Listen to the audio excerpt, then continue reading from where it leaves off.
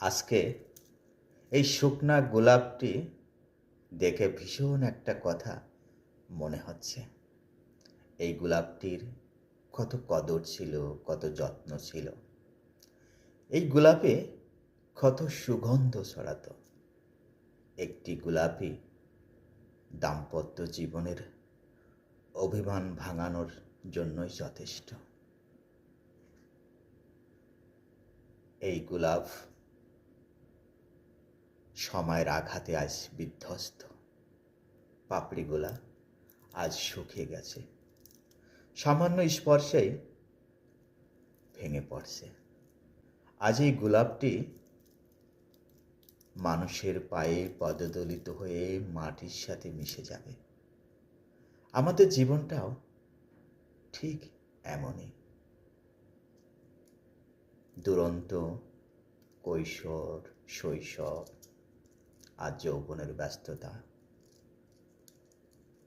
মাথার ঘাম পায়ে ফেলে সময়ের সাথে লড়ে যে মানুষটি তার পরিবারের জন্য, সন্তানের জন্য সারাটা জীবন পরিশ্রম করে যায়, নিজের শখ, নিজের স্বাদ সব কিছু ভুলে সন্তানের জন্য তিল তিল করে সঞ্চয় করে, সন্তানদের ভালো রাখার জন্য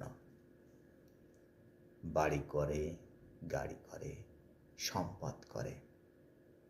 একদিন সেই মানুষটির সময়ের আঘাতে ঠিক গোলাপের মতো বিধ্বস্ত হয়ে যায়, শুকে যায় তার সেই শক্তি, শুকে যায় তার সেই ইনকাম সোর্স। সে বয়সের ভারে নুয়ে পড়ে। কিন্তু সেই মানুষটি একদিন যাদের জন্য তিল তিল করে সম্পদ গড়েছে, যাদের জন্য মাথার ঘাম পায়ে ফেলে পরিশ্রম করছে, শুধু তাদের সুখের জন্য, সেই মানুষটির কাছেই শুকনা গোলাপের মতো মূল্যহীন হয়ে পড়ে।